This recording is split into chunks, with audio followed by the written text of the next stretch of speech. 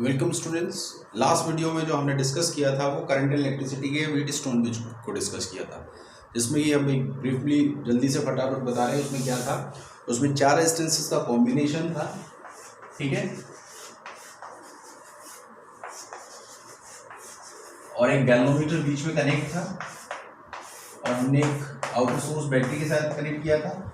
उसमें एक particular condition निकाली थी जहां पर ये एडजेसेंट रेजिस्टेंस के रेशियो जो थे वो इक्वल थे। तो इसको हमने बैलेंस कंडीशन कहा था। जब IG = 0 था, वो कब था? जब इन दो पॉइंट के बीच में BA = BB था, यानी कि दोनों के पॉइंट के बीच में पोटेंशियल सेम था। तो इसको हमने बैलेंस कंडीशन कहा था, और इस पर जो रेशो है वो P/Q = R/S के इक्वल है। इसी प्रिंसिपल को यूज करते हुए हम एक नई डिवाइस बना रहे हैं, मीटर ब्रिज, ठीक है। इसका बेसिक काम होगा कि किसी अननोन वायर का रेजिस्टेंस फाइंड आउट करना होगा, ठीक है। तो चलिए पहले हम बात कर रहे हैं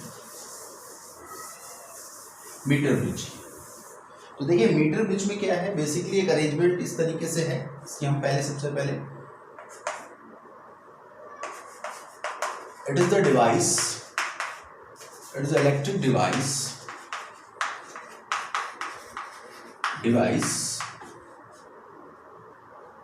which find out the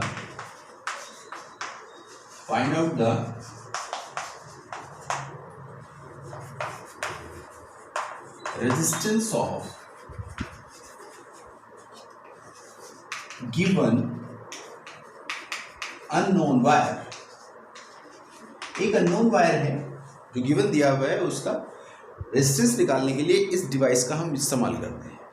principal क्या है इसका?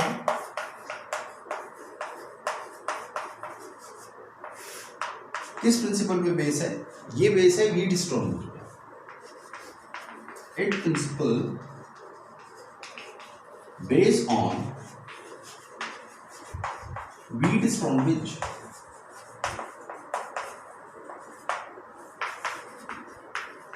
ठीक है, इससे हम सीरीज पैरेलल कॉम्बिनेशन का वेरिफिकेशन भी कर देते हैं। लेकिन वो तो सिंपल है। अगर आपको रेजिस्टेंस फाइंड आउट करना आ गया किसी अननोन वायर का, तो फिर पैरेलल सीरीज कॉम्बिनेशन भी आसान है। तो सबसे पहले तो वायर का रेजिस्टेंस निकालना ही आपको आना चाहिए, ठीक है।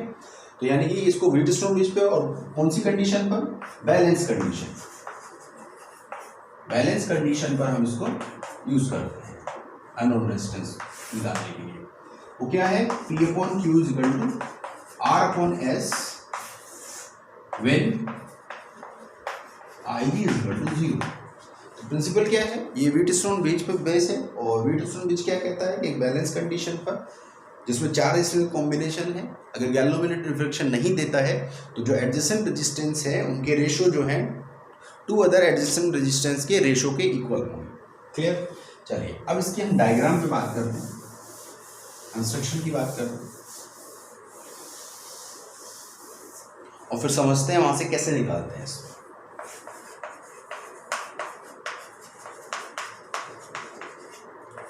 देखिए बहुत सिंपल अरेंजमेंट है। इसमें कॉपर की एक मेटल की, ठीक है, या तो कॉपर यूज कर लेते हैं उसमें, या कोई अदर मेटल यूज कर सकते हैं। तो कॉपर मेटल की स्ट्रिप्स होती है, ठीक है, जो एक वुडन बोर्ड पर, जिसके नीचे जो बॉक्स बेस होता है वो वुडन का होता है, उस पर फिक्स होती है। और इन पर इनको कनेक्ट करता हुआ एक बहुत फाइन वायर होता है, ठीक है, और पतला वायर होता है, जिसको हम शंट वायर बोलते हैं, ठीक है। और इसके बीच में ये 2 गैप दिखाई दे रहे हैं आपको। पहले गैप के बीच में एक रेजिस्टेंस बॉक्स होता है, ठीक है, जिसके अंदर रेजिस्टेंस प्लग इन होते हैं,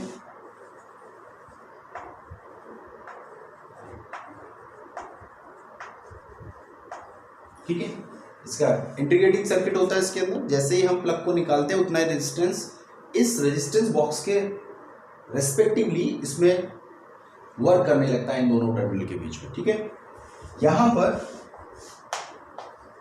वो आपका अननोन रेजिस्टेंस होता है, एस, दिस इज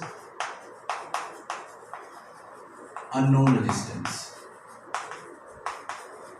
जिसको आपको फाइंड करना होगा। क्लियर? पूरे सिस्टम को, पूरे अरेंजमेंट को हम एक आउटर सोर्स बैटरी के साथ कनेक्ट कर देते हैं,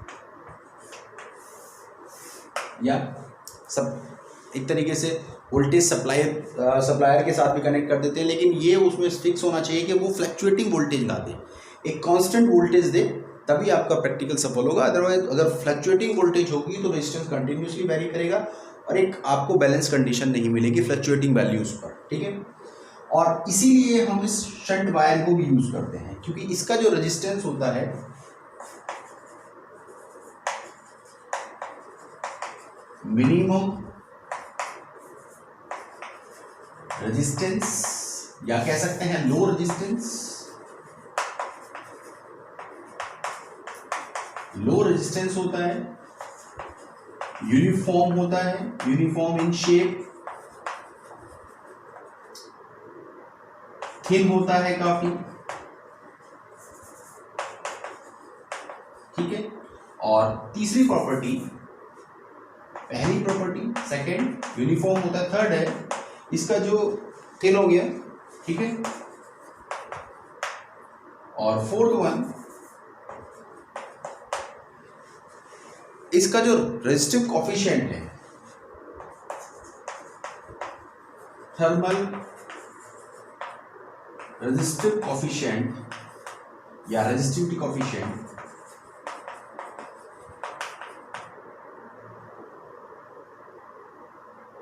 रेजिस्टिविटी कॉफिशिएंट लो,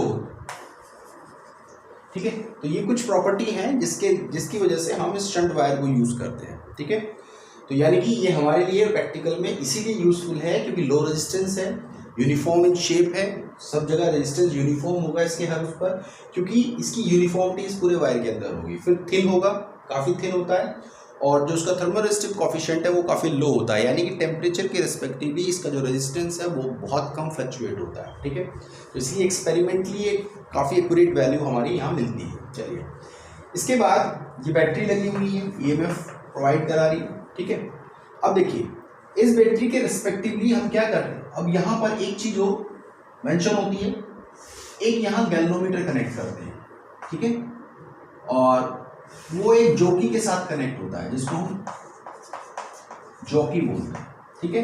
एक तरीके से आगे की तरफ काफी फ्लैटर वाला, जैसा कि आपका जो स्क्रू ड्राइवर होता है उसके जो आगे का जो नोक होती है वो थोड़ी फ्लैटर सी होती है, उसी तरीके की कुछ शेप वाला ये जॉकी होता है। इसका केवल काम ये होता है कि ये प्रॉपर टचिंग देता है इस वायर पे, और कोई स्पेशल बात नहीं है, और प्रॉपर कनेक्टिविटी देता है। ऐसा नहीं है कि भाई आप कहीं पर बहुत हार्डली दबाएंगे तो उससे उसकी कनेक्टिविटी में दिक्कत आएगी, बहुत यूनिफॉर्मली इसके ऊपर रिमूव करते हैं, बहुत स्मूथ रिमूव होता है और प्रॉपर कनेक्ट देता है, ठीक है, जिसकी वजह से हम इसको इसमें प्रैक्टिकल में एरर को रिमूव करते हैं, मिनिमम एरर, मतलब एरर की प्रोबेबिलिटी कम हो जाती है। केवल जॉकी का यही है जिससे कि प्रॉपर टचिंग दे, क्लियर। तो ये इसकी पूरी कंस्ट्रक्शन है, ठीक। अब इसकी वर्किंग कैसे होती है, देखिए ध्यान से समझिए। जब हम इस गैल्वेनोमीटर को कनेक्ट नहीं करते हैं तो हमारे पास जो बैटरी सर्किट है, ये सर्किट है, और इसके जो करंट, इसके थ्रू जो करंट पास आउट है वो कुछ इस तरीके से जा रहा है, ठीक है। तो यहाँ ब्रांच में डिस्ट्रीब्यूट हो गया, एक यहाँ चला गया, तो यहाँ से अगर हम इसको ए बी मान लें और इसकी पूरी जो लेंथ होती है वो ऑलमोस्ट 100 मीटर है, ठीक है। पता कैसे चलता है, यहीं पर आपके पास एक स्केल लगा होता है,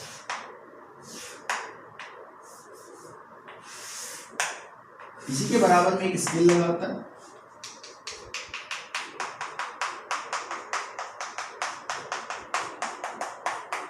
ठीक है, जिसको हम मीटर स्केल बोलते हैं, ठीक।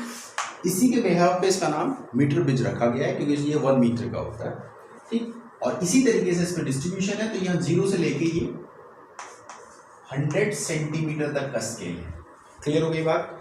तो यहाँ पर जो इंपॉर्टेंट चीजें हैं इसमें, इसकी कंस्ट्रक्शन में शंट वायर है, ठीक। ये जो किस मटेरियल का बना होता है, ये बेसिकली एलॉय यूज करते हैं, ठीक। एलॉय की रेजिस्टिविटी ज्यादा होती है, ठीक है, और थर्मल रेजिस्टिव कोएफिशिएंट लो होता है, इसीलिए हम इस एलॉय का, जैसे मैग्नीन और आपका नाइक्रोम, क्लियर। तो कुछ इस तरीके के एलॉयज में यूज किए जाते हैं, मैग्नीन, नाइक्रोम, क्लियर।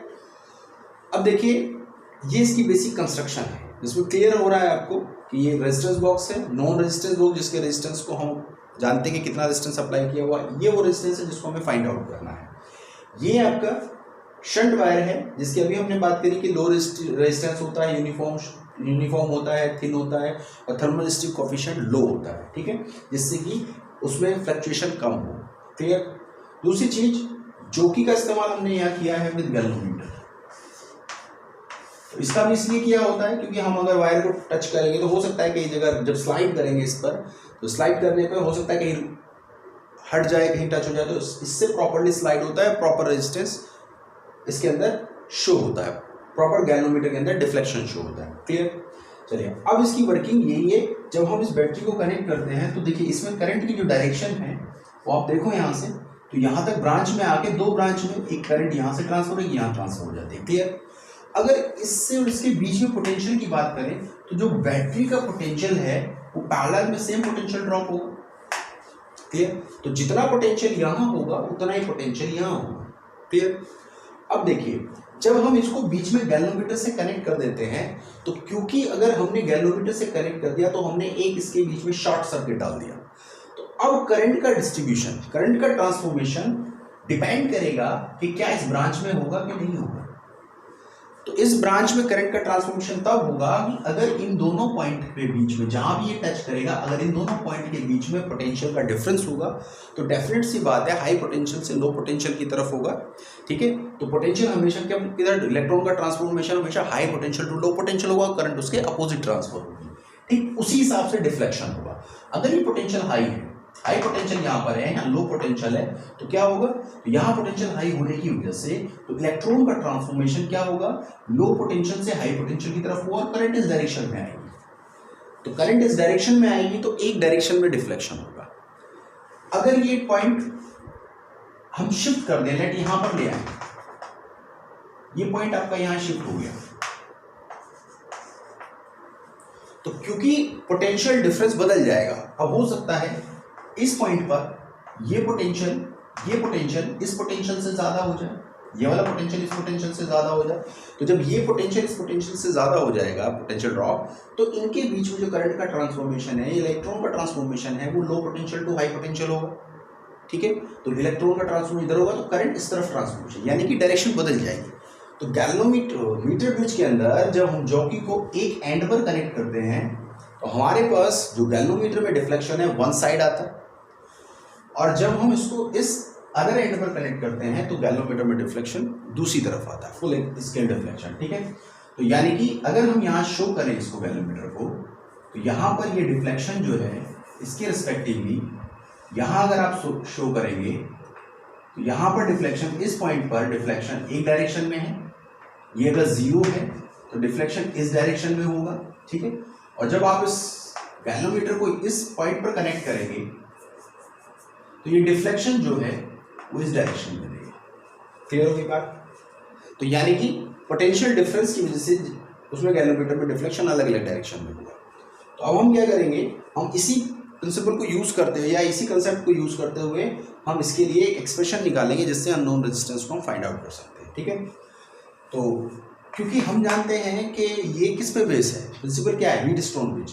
तो अगर आप व्हीटस्टोन की ब्रिज की बात करें तो जब हम पर्टिकुलर पॉइंट पर जब हम गैल्वेनोमीटर को टच करते हैं, लेट यहाँ पर हमने टच किया गैल्वेनोमीटर को, तो इस पर्टिकुलर पॉइंट पर गैल्वेनोमीटर में कोई डिफ्लेक्शन नहीं है, तो यानी कि ये इस वक्त इस गैल्वेनोमीटर में कोई करंट ट्रांसफर नहीं हो रही। तो ये वाला जो पॉइंट है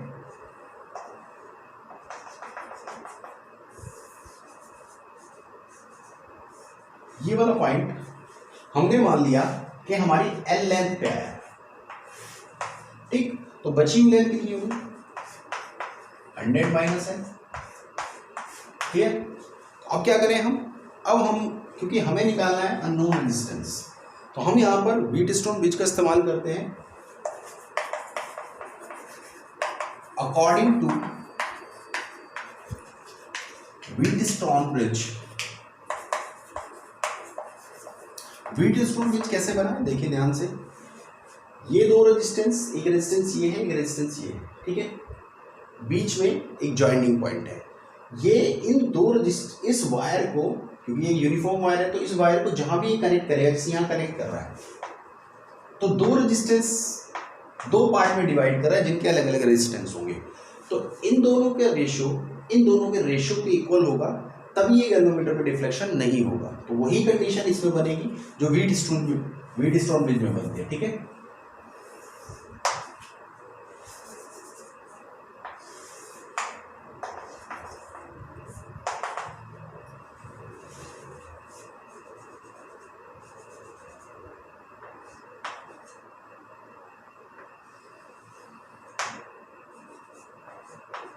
क्लियर। अब जरा देखिए एल पॉइंट पर कोई बैलेंस, एल लेंथ पर कोई बैलेंस पॉइंट आया है। एट बैलेंस पॉइंट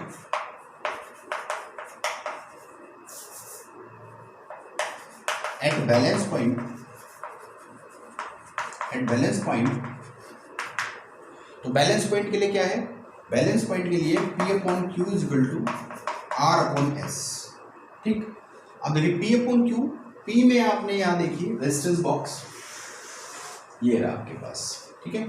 तो P रेजिस्टेंस और R और S कौन से रेजिस्टेंस है, P रेजिस्टेंस हमने इसको मान लिया, इसके लेंथ को मान लिया P रेजिस्टेंस, और इसके रेजिस्टेंस को हमने Q मान लिया, क्लियर। तो अगर आप P और Q की बात करें तो P का अगर मैं रेजिस्टेंस निकालूं, रेजिस्टेंस ऑफ P, तो क्या होगा, रेजिस्टेंस क्या होता है, R equal to rho L by P, clear. तो क्योंकि uniform area of cross section है इस पूरे वायर का, और रेजिस्टिविटी क्योंकि एक ही मटेरियल आप यूज कर रहे हो पूरे वायर में, तो रेजिस्टिविटी भी कांस्टेंट होगी। तो जो P रेजिस्टेंस है उसकी जो वैल्यू होगी वो RL मान लिया, L लेंथ है, तो RL या P equal to rho L by A, equation first. Similarly जो बची हुई लेंथ है वो 100 माइनस L है, तो उसके लिए अगर बात करें तो रेजिस्टेंस क्या है, Q इज इक्वल टू रो, अब लेंथ कितनी है 100 minus L upon A, clear. ये होगी इक्वेशन सेकंड। तो हमारे पास दोनों लेंथ का रेजिस्टेंस आ गया, L का भी और 100 माइनस L का भी।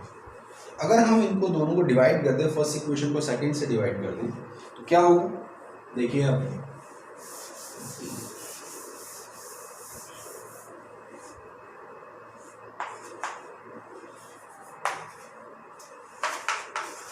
तो फर्स्ट डिवाइड बाय सेकंड यानी कि P upon Q equal to rho L by A on rho 100 minus L upon A, ये कैंसिल आउट। तो P upon Q is equal to L upon 100 minus L, clear हो गई बात। चलिए तो अब ये वैल्यू यहाँ पर पुट कर दीजिए इक्वेशन फर्स्ट में, तो हमारे पास आ जाएगा R upon S equal to L upon 100 minus L, clear. जो आपके पास कंडीशन आई अननोन रेजिस्टेंस के लिए वो ये आ गई, और अननोन रेजिस्टेंस क्या होगा, S is equal to R 100 minus L upon L, this is the value of unknown resistance. अब जो L है यहाँ पर, this is a null point या बैलेंस पॉइंट, जो इस पॉइंट से कितने डिस्टेंस पर आ रहा है, जहां पर गैल्वेनोमीटर डिफ्लेक्शन नहीं शो करता है, ये वो लेंथ है, क्लियर। तो इस तरीके से हम किसी अननोन वायर का जिसका रेजिस्टेंस हमें नहीं पता है, उसका हम इस मीटर ब्रिज के रिस्पेक्टिव रेजिस्टेंस निकाल लेते हैं, क्लियर हो गई बात। तो इस तरीके से हम इसी में बेस न्यूमेरिकल भी करेंगे इसी तरीके की, ठीक है। तो आगे की वीडियो में हम पोटेंशियोमीटर डिस्कस करेंगे। Thank you students.